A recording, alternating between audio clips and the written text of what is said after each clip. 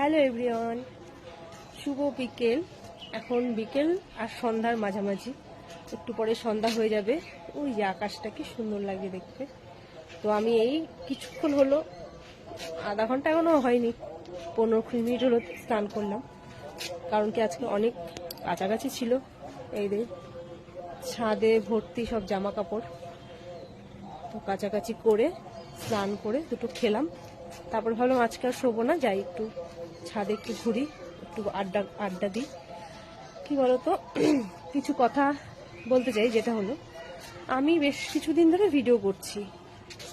তো সবার একটাই প্রশ্ন, আমি কি টাকা পাই?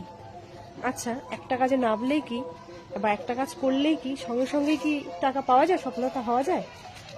আমার ভালো লাগা থেকে ভিডিওটা করা। হ্যাঁ, আমার ভালো লাগে। আগে অনেকদিন আগে থেকে ভাবছিলাম যে শুরু করব। তো বোঝোই তো, বিয়ের পরে পুরো স্বাধীনতা সব নিজের কাছে থাকে না, হাজবেন্ডের কাছে থাকে। অনেক তেল মাখিয়ে রাজি করিয়েছি যে ঠিক আছে, ঠিক আছে করো।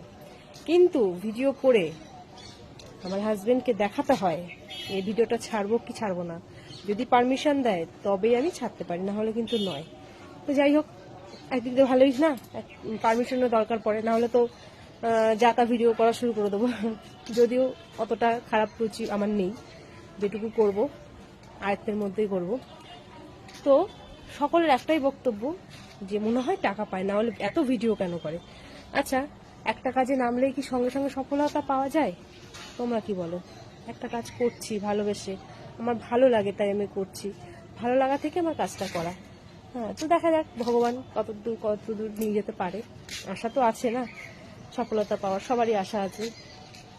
আর তাছাড়া তো আদার্স লোক, প্রতিবেশীদের কথা বাদই দাও, ঠিক আছে। ফোন নিয়ে বেরোলেই বা একটু কথা বললেই সমালোচনা, মনে হয় দেখো ফোনে মনে কথা বলছে, আর তো ভিডিও করা সেটা তো বাদই দাও। তো চলো, আমি কিছু ভুল বললাম, যদি কিছু ভুল বলে থাকি তাহলে অবশ্যই জানিও, ঠিক আছে। সন্ধ্যা তো হয়েই এসছে, ছেলেকে নিয়ে বই নিয়ে বসাবো, কারণ ছেলের পরীক্ষা সোমবার থেকে শুরু হয়ে যাবে পরীক্ষা। তো চলো, টাটা, সবাই ভালো থেকো, আবার আগামীকাল দেখা হবে।